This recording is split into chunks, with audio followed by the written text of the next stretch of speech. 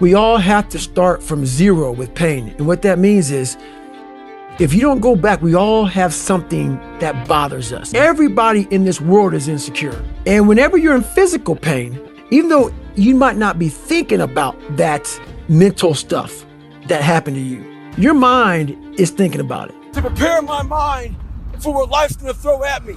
A healthy body gives you a healthy mind. That's what it's about.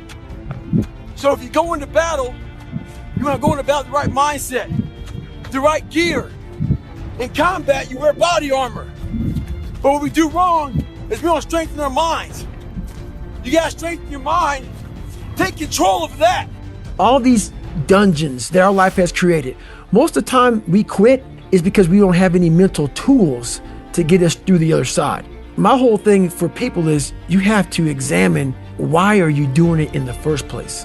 What makes people quit so much in SEAL training and all other special ops training is the mind. It's always comfortable to sit there, you're watching the Navy SEAL show, Discovery Channel, you're in a 72-degree house. I can do that. Oh, sure. The people in the world become weaker people. It's by capping your brain. It's by putting this kind of garbage in it about not attacking what you're not good at. It's about putting a cap on managing your expectations.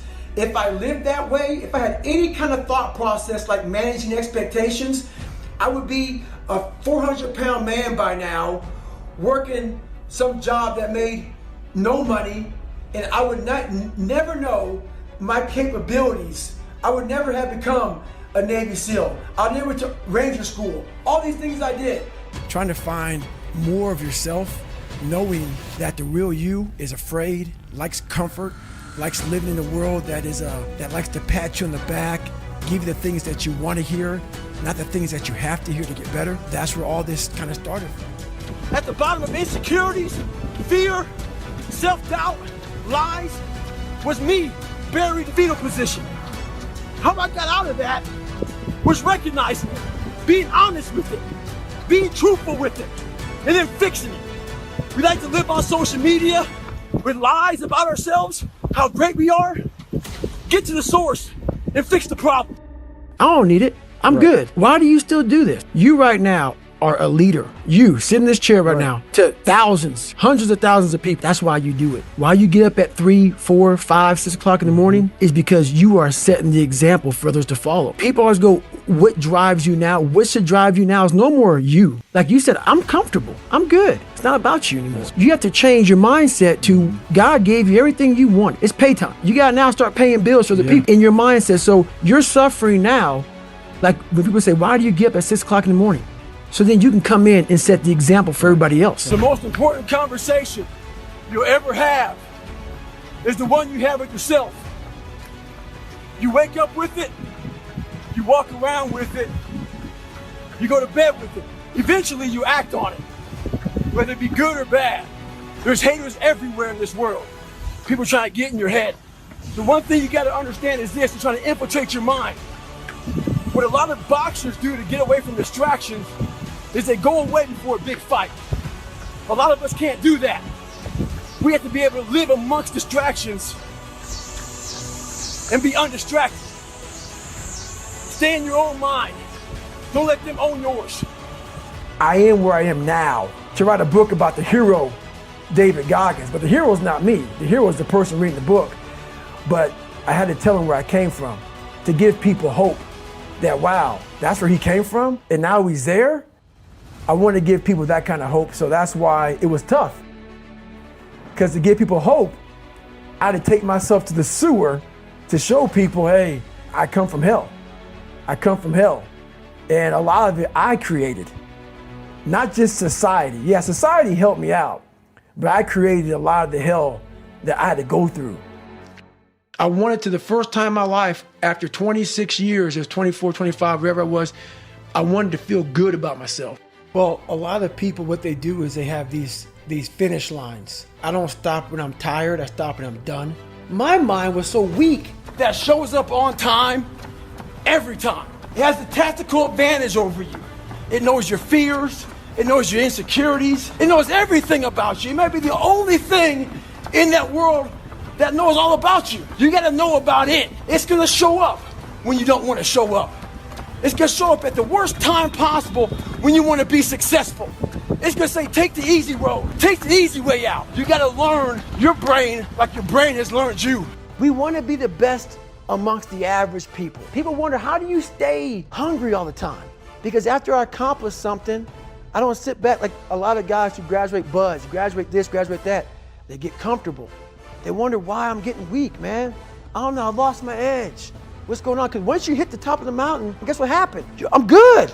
So you wonder why you're falling down now. Because once you reach the top of the mountain, you got to build another one. That's mediocrity. There's a lot of people in mediocrity who have a nice resume, but they're one-timers, man. They hit a one-time deal, they busted it open, got a lot of money, but they're good. You're mediocre now. These people go to the gym, they get big, they get jacked, they can run fast, but the only thing they're doing is they're coding over the mind. All you're doing is building a bigger, stronger quitter. Your mind hasn't gotten any stronger. So the second adversity comes, like, my God, I'm so fit. What's wrong? Your mind is still soft.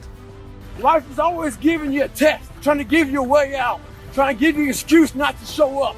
This is my excuse today. But guess what? You gotta have the mentality to show up every day of your life.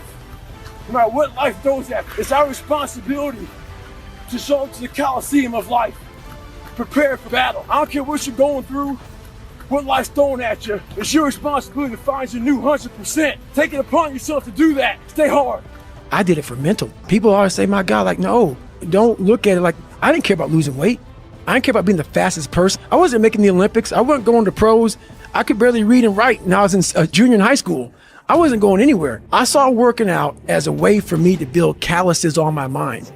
I had to callous over the victim's mentality. I always equated training to mental toughening. Like, it always looked brutal. People waking up early and doing all these things, and it looked horrible. I was like, wow, man, I gotta start doing that. Not to get better, bigger, and stronger, but that is what's gonna build me. That looks uncomfortable. That looks brutal. And getting up early, I don't wanna do that.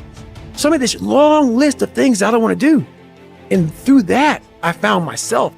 I don't take any days off as far as working out. What I realized growing up is you have to build your armor.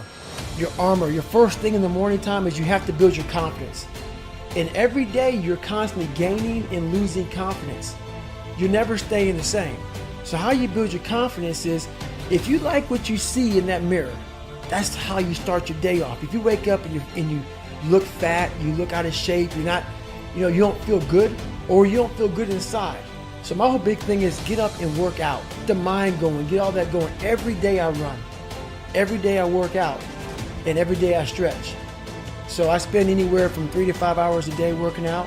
I'm constantly thinking about my life, raw things about my life, because I want to share these things with people. You got to go back to old school, which is there's no secret. It's just hard work. And I hate to say it, man. Everybody goes, what is your secret, man? What's your secret about business? What's your secret about this? What's your secret about that? The answer is, you see his hands? Hard work, man. I'm sorry. I'm not a magician. It's not magic. It's literally, you're going to have to wake up and you're going to have to sit there and say, today's going to suck.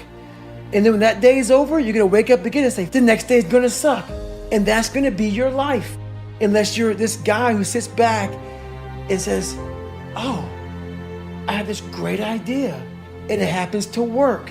And you could be some lazy fat ass that sits back and makes millions of dollars off of some idea.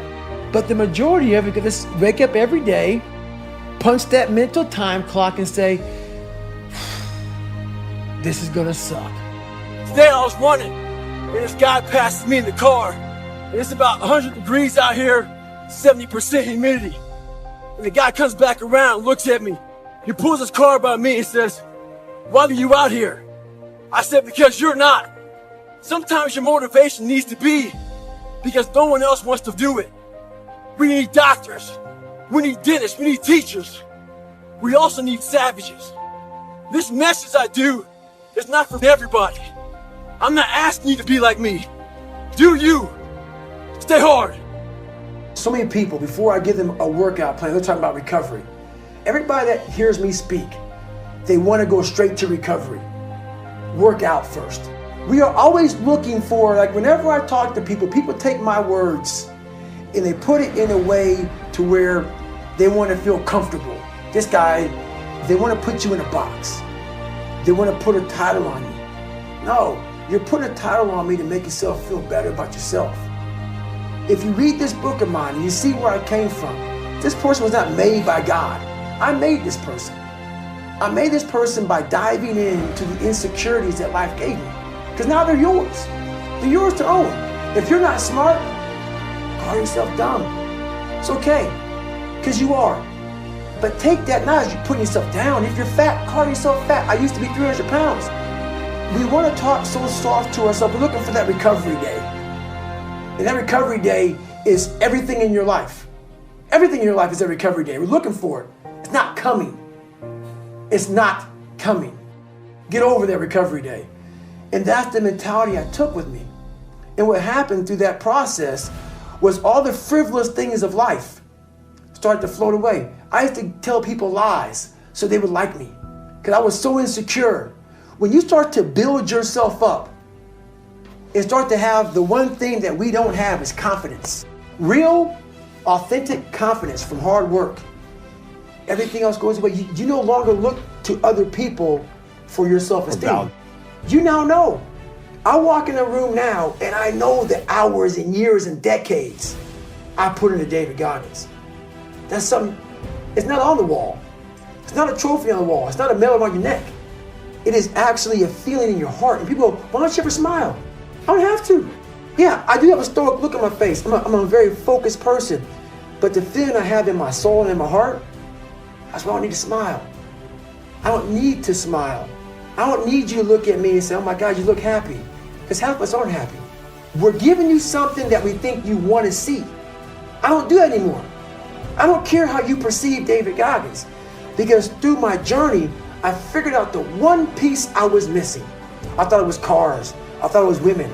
The one piece I was missing was me having the courage to face myself. And once you do that on a daily basis, it's not about the running. People are going to be, you have to about working out. Where I got my work ethic from was the hours I had to spend learning this.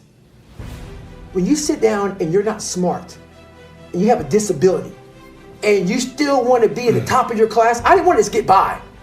When I realized that I can learn through hard work, and I can beat the valedictorian in school, but I got put in 10 hours more a day than he does. You know what kind of strength comes from that? When you're sitting down, that guy, that valedictorian studied for an hour, and you know I caught you. I caught you, and I am dumb. But I have the work ethic to catch you. That's where David Goggins got really invented. Was at a kitchen table with 20 spiral notebooks that were empty. And then 3 months later, they were full. And when you can go through that, I still have them in my storage unit. You go through these spiral notebooks of your life, and you realize this is how I learned. This is unbelievable. There's no miles. It's not about the miles. It's that.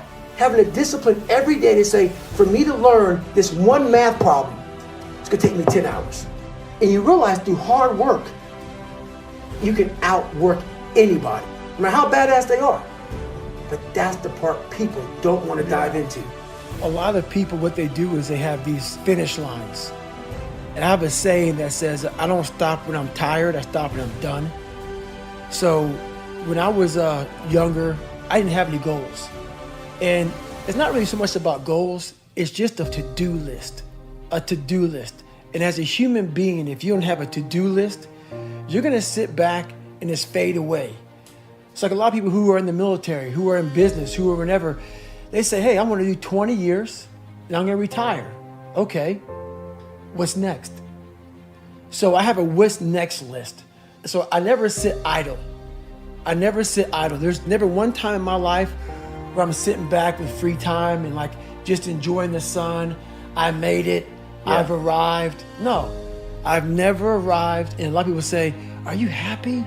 Because I'm so driven that it almost makes people who are weaker in the mind think, my God, you must not be happy. That's a weaker person's way of saying, you've overachieved, David Goggins, and you're making me feel like shit. If you ask me if I'm happy, I'm doing my job, because when I was a weak person, these are some of the things I would ask a very driven person. because I didn't understand what they were doing. Because they were so driven that my mind was so weak that I was like, they must not be happy. I would find a way to put a title like they're crazy, or they're not fulfilled, or they're empty, because I didn't have what they had. So basically, if I get these questions, I know I'm exactly where I need to be. I'm making you feel a certain way. Even though the good Lord rests, He didn't tell me to. I'm a big faith believer, but God didn't tell me to rest. I genuinely believed I could do it. And the reason why, because I had this voice in the back of my head that I kept on running from. I was afraid of the water. I was afraid of dealing with things that made me feel unaccepted. I didn't accept myself. So I kept on going towards things that I felt good. Let me go this way, but something kept on saying, you have it, man.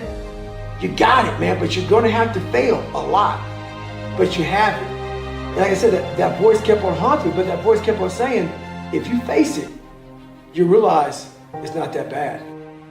You can do more than this. If I had to walk, I had to walk. It just became just a process of grinding and grinding, and grinding is not even a good word for it. It's not even a good word for it. Just going further and further. And then when I got through running, I go to the bike, I go to the pool. If I got tired somewhere, my legs were tired, I go to the gym. And I developed this crazy workout where I was doing volume 200-300 reps of like very lightweight. My workout routine in the gym became sick. I have to become someone in this world, or I'm no good for anybody. It comes from a disgusting place of not being fulfilled in your life, of afraid of dying, having never accomplished anything. That's a fear that some people run away from, that people don't want to face. When you have a real fear of dying and being just another person, that I live to pay the bills. I made $1,000 a month. This is my life. I spray for cockroaches, man. If that makes you feel good, that's great. It didn't make me feel good. I wanted to, the first time in my life, after 26 years, it was 24, 25, wherever I was, I wanted to feel good about myself. No one was helping me out. My dad made my mom kind of irregular. So she worked 3 jobs, went to college full time, so she was never around. So long story short, what I realized was no one was here to help me. And the feeling I had every morning when I looked in the mirror was horrible. And I didn't want to feel like that anymore. And how I felt was a kid going nowhere, a kid that was scared. And most kids will accept that and look for help. But the best thing that happened to me, no one helped me. No one felt sorry for me. No one looked at me and said, like this day and age, they'll take you in and they'll tell everybody, stop picking on this person. Back then, they didn't care. The KKK marched in our 4th of July parades. That's how this town was. I had to figure out I wasn't gonna be a punk kid all my life. So the only way I could turn it around was to suffer. I had to build calluses in my brain. What I realized is for me to become the man I wanted to become, I saw myself as the weakest person God ever created. But I never blamed God for anything He did to me. So I wanted to change that to be the hardest man ever created. Am I that? I don't know, but you had to have a goal.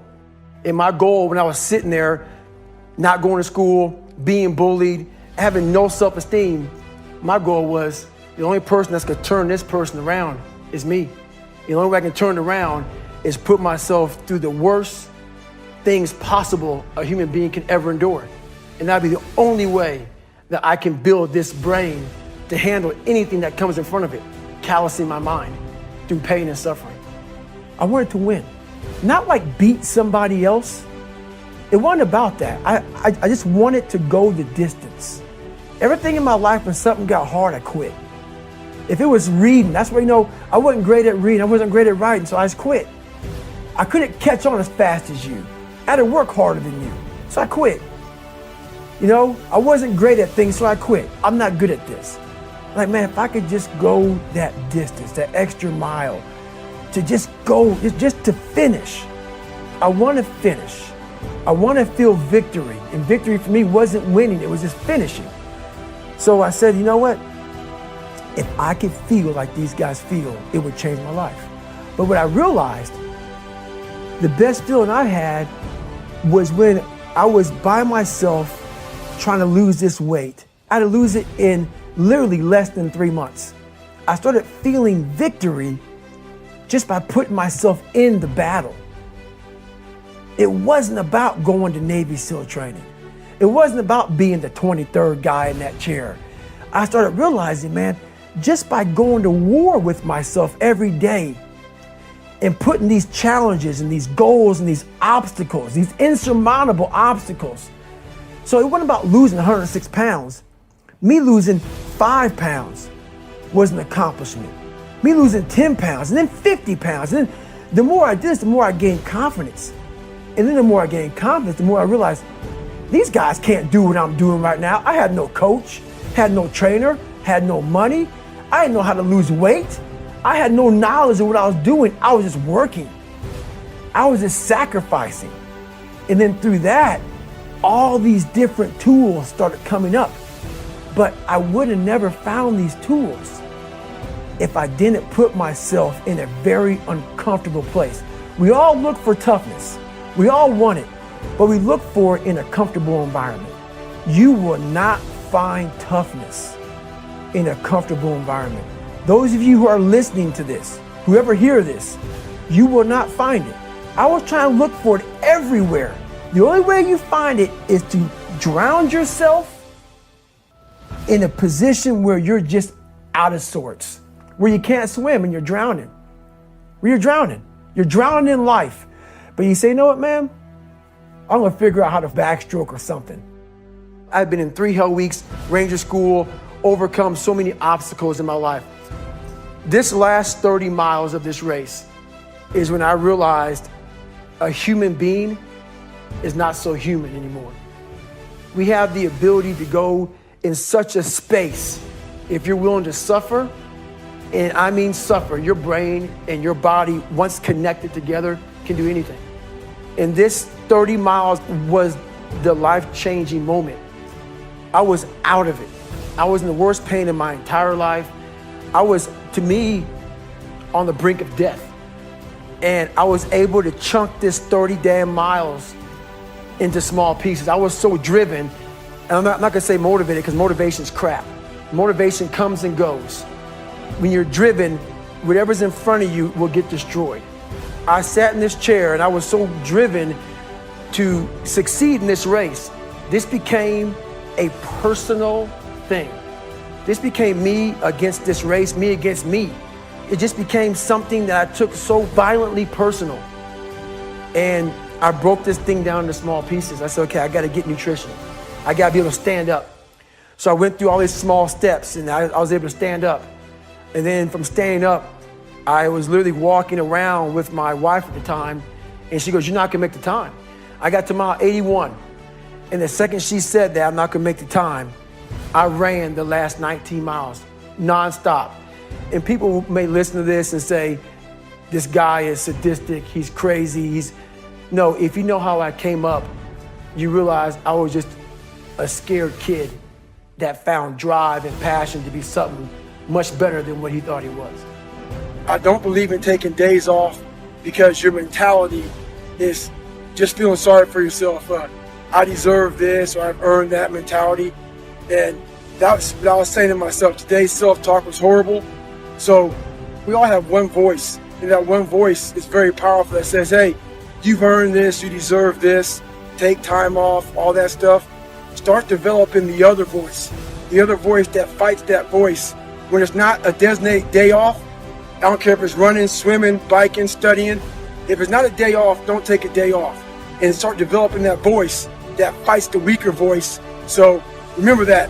We all have one voice, work on the other voice also. One thing important is that we all have these moments in time that either make you or break you, that can determine the rest of your life. The rest of your life can be determined by one simple decision. 19 years ago, 300 pounds, I was spraying for cockroaches. I made a decision to try to be a Navy SEAL. My whole goal was to go on this path every day after work and to run 1 mile to 1.5 miles. This rock was about the 0.5 mark in my run. This rock was a moment that should have broken me. I got 0.5 into it. I weighed 297 pounds. I sat on this rock and I had a decision to make. I wanted to quit. I wanted to give up. There wasn't some inspirational quote. There wasn't nothing. It was me, myself, and it was freezing out here. I had to make a decision. The decision I make was to get up and keep on going. That one moment changed the rest of my life. I put everything on David Goggins to be a Navy SEAL. It's like going to the crap table with your last $1,000. And you say, you know what? I'm gonna put everything on black. And hopefully I'll win. If not, I'm broke. I put my whole life, a guy that was scared of the water, a guy that taught himself how to read and write, on being one of the hardest motherfuckers on the planet. Think about that. A guy that came from nothing. I put my whole life, and I'm gonna go out here and put everything on David Goggins to be a Navy SEAL. I look at that, and I did all this just to get the opportunity to succeed. That's what people don't understand, man. If people see the end result, most of this generation quits the second they get talked to. You did this wrong, or they get yelled at. It's so easy to be great nowadays because most people are weak. This is a softened generation. So if you have any mental toughness, any ability, if you have any fraction of self-discipline, the ability to not want to do it, but still do it. People have a hard thing to understand. I hate to run. And what makes me so crazy, it doesn't anymore, is people go, well, why do you run if you hate it? What are you talking about? I don't want to take showers and eat either. I hate that too. That's life, man. It wasn't until I changed that mentality that I became somebody. I hated going to school. So guess what? I was dumb. 1 + 1 is 2. But if you can get through to doing things that you hate to do, on the other side is greatness. That's what people don't understand. By me running, I am callous in my mind. I'm not training for a race. I'm training for life. I'm training for the time when I get that 2 o'clock in the morning call that my mom is dead or something happens tragic in life. I don't fall apart. I'm training my mind and my body and my spirit so it's all one, so I can handle what life is going to throw at me. Because the life I've lived, it throws a whole bunch at you. And if you're not physically and mentally prepared for that, you're just going to crumble and you're good for nobody. You know every painful moment. You remember it. We try to put it under a rug, lift the rug up, you'll find them. Yeah, that's how I was able to write that book. You don't forget that. No. You want to, and that's where you fail. By trying to forget it. That's where you fail. That's where there's no growth. Let's just move forward from all this. You just want to forget about it. You will continue making the same mistake. You will continue doing the same things wrong if you don't go back. It's more important to own your weaknesses. You got to really triple down on those, man. Because why? You want to become a full human being. We like to run away from weaknesses. Like for instance, if you're good at running, all you want to do is run. If you're great at reading, you have several books. But we don't do those things that we're not good at. So for me, I realized I keep on running away from these things I'm not good at.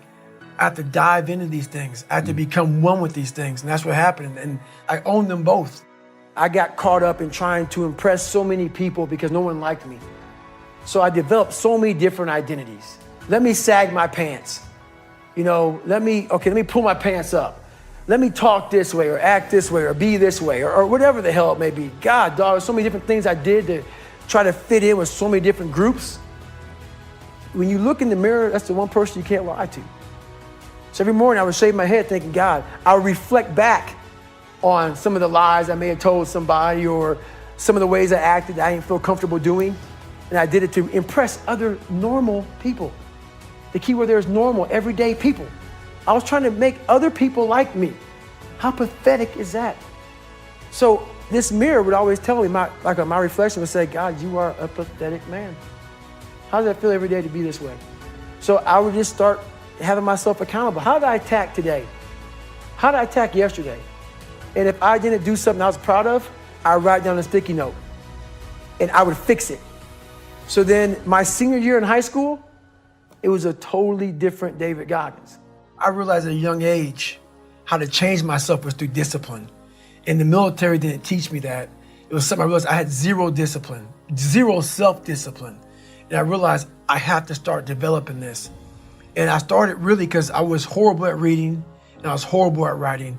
I have so many learning disabilities, it's not even funny. So I just sit down at the table and spend so much time in this, reading and writing and learning. And that kind of translated over to my self-discipline with working out. So a lot of you know that my knees are messed up, but that doesn't mean you don't stop going. You don't stop pushing. Life's about improvise, adapt, and overcome to every situation that's in front of you. A lot of people hate that message that I say continue pushing, continue finding your new 100%, continue finding your best self. If you don't like that message, this is not the place to be. I'm about people trying to find the best they have, not making excuses, overcoming any and all obstacles. So today, I can't run. I can't do much. But you can guarantee one thing. David Goggins got after it. On the other side of that extreme place that I call suffering, call whatever you want, there's a whole nother world that people have not even examined. But you have to go to that extreme place to examine it. We want to stay here in this comfortable place. Once you're willing to push yourself to that extreme place, it's like a whole nother universe. It's almost like you're an astronaut and you've examined something like up in outer space. No, it's always been there. But you have to be going through all the muck to examine it. You realize, wow, God, through all this crap, there's a whole nother universe over here in my mind.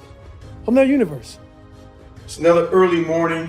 You're probably thinking, I have so many videos with me putting my shoes on early in the morning. Well, the videos are all very different if you really think about it. Every morning, every day of our lives, we have choices to make. You have the choice to stay in bed, to say, forget it, I'm not gonna work out today, or forget it, I'm not gonna work hard today. You always have a choice every single day of your life. So it's a very different video because yesterday I made the choice to get up early and run, but today's another day. Today's another day that I'm faced with another choice to make. So I'm making the choice again to put my shoes on early in the morning and get active again. Make the right decision. Stay hard is about going that extra step and you feel like you can't. That's what builds self-esteem and self-respect. Stay hard. This ain't gonna happen. People go, how did you run 135 miles to Death Valley? How did you run 100 miles with no training? Because I went into it not thinking, I can't do this, man. I went into it with a strategy. I had an open-mindedness.